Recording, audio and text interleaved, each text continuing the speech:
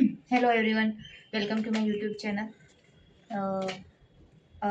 ગુજરાતમાં જો તમે પણ પીએસઆઈ એન્ડ એલઆરડીની તૈયારી કરતા હો તો ફિઝિકલ એક્ઝામ પાસ કરવી એ કમ્પલસરી છે. અને જો તમે સાચી તૈયારી, સાચું માર્ક અને સારો આત્મવિશ્વાસથી જ આ તૈયારીનું તમે સફળ પરિણામ મેળવી શકો છો.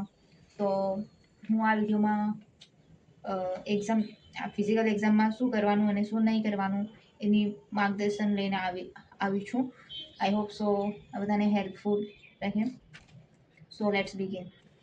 So first and top priority છે કોલ લેટર આપણે ફર્સ્ટ ડાઉનલોડ કરીને મૂકી નથી દેવાના, કે એની પ્રિન્ટ કઢાવીને મૂકી નથી દેવાના. એની સૂચના વાંચવાની છે અને એ સૂચનામાં શું કહેવા માંગે છે, શું કયા ડોક્યુમેન્ટ લઈ જવાના છે જોડે, એ બધું આપણે વાંચીને એને યાદ રાખવાનું છે. કેમ કે મોસ્ટલી જ્યારે મારું રનિંગ હતું ત્યારે અમુક ગર્લ્સ સૂચના વાંચ્યા વગર આવ્યા હતા અને જોડે કંઈ ડોક્યુમેન્ટ પણ નહોતા લઈ ગયા, અને એના લીધે એમને પછી પાછું ફરીને ડોક્યુમેન્ટ લેવા જવા પડ્યું હતું. કોલ લેટરને એવું ડાઉનલોડ કરીને આપણે ડોક્યુમેન્ટ જોડે લઈને અંદર એન્ટર થવા દે છે આપણને, ત્યાં બધું ચેક થાય છે આપણું. ડિજિટલ વોચ કે સ્માર્ટ વોચ આપણને પહેરીને જવા દેતા નથી, જોડે આપણે સિમ્પલ વોચ રાખવા દે છે. અને નથી પાણીની બોટલ લઈ જવા દેતા, કે નથી આપણી જોડે કંઈ ચોકલેટ કાર્સ એવી કંઈ હોય તો એ પણ નથી લઈ જવા દેતા. So please don't carry that thing અનનેસેસરી. And second things જે છે તમારું ફૂડ અને હેલ્થ, ઊંઘ જે છે એ ખૂબ મહત્ત્વનું છે. કે હળવો ખોરાક અને ઊંઘ એ બે વસ્તુ આપણને આગલા દિવસે એક્ઝામમાં ખૂબ સારું રિઝલ્ટ આપી શકે. કેમ જો આપણે મસાલેદાર ચટપટું એવું ખાવાનું રાખીશું તો મને ઘણી તકલીફ થવાની છે. સો પ્લીઝ ડોન્ટ, તમે એક દિવસ માટે એને સ્કીપ કરજો અને હેલ્ધી ખાવાનું, લાઈક હળવું ખાવાનું, ખીચડી એવું કંઈ ખાવાનું રાખવાનું છે. So this is second thing. And third thing is, તમે જ્યારે સેન્ટર પર જાઓ છો તો તમે પહેલાં ચેક કરવાનું છે તમારી ડેટ કઈ છે, કયા મંથમાં છે તમારું રાઉન્ડ શું છે. તો મોટાભાગે એક બે રેર કેસમાં આમ તો હોય છે કે જેમને 5 માર્ચે હોય ગ્રાઉન્ડ અને આવી જાય છે 2 ફેબ્રુઆરીમાં રાઉન્ડ કરવા માટે. થર્ડ થિંગ ઇઝ, જે છે તમે જ્યાં સેન્ટર પર જાઓ છો ત્યારે તમારું ટાઈમિંગ જે છે કોલ લેટરમાં લખેલો છે એ ટાઈમિંગના હિસાબે તમારે જવાનું નથી. તમારે જેમ બને તેમ જલ્દી જવાનું છે. જલ્દી જશો તો ફાયદો થશે, કેમ કે જલ્દી જવાથી જલ્દી આપણો નંબર આવી જાય છે. So that is one thing, જલ્દી જવાનો ફાયદો. અને જોડે આજુબાજુમાં કોઈ બી કંઈ બી નેગેટિવ આમ તેમ વાતો કરતા હોય એમના પર કંઈ જ ધ્યાન આપવાનું નથી. આપણે ખાલી પોઝિટિવ માઇન્ડથી જવાનું છે કે મારાથી થશે અને હું દોડીને જ રહીશ, હું પાસ થઈને જ રહીશ, એવું થઈ જશે. જે છે તે આપણું માઇન્ડસેટ છે, બીજું કંઈ નથી.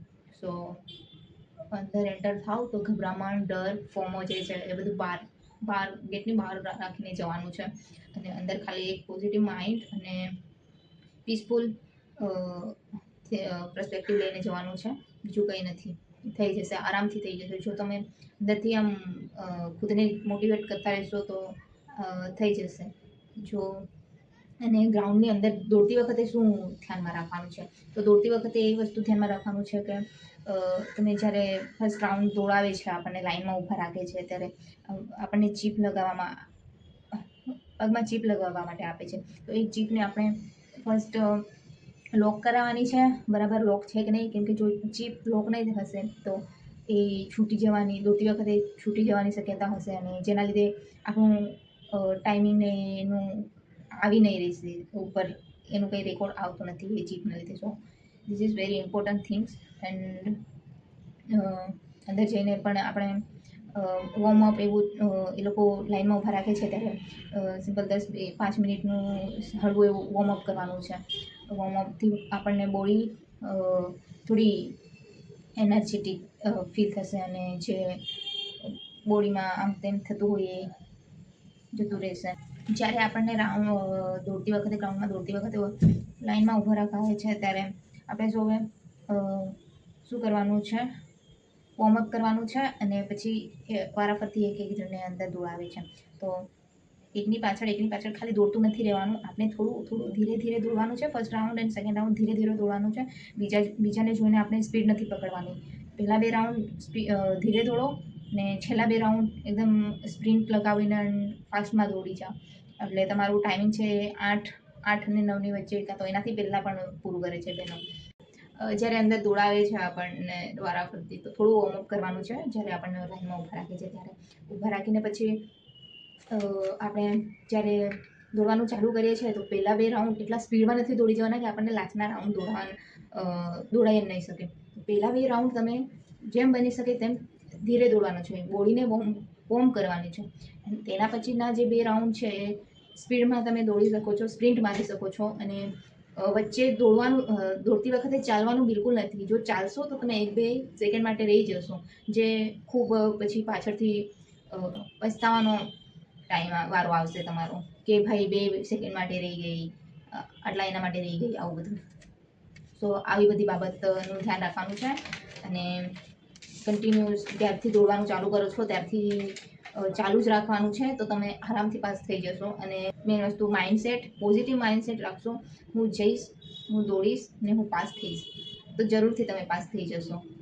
સો આ જ હતું મારું સ્ટ્રેટેજી, એન્ડ હું પણ એવી રીતે પાસ થઈ છું.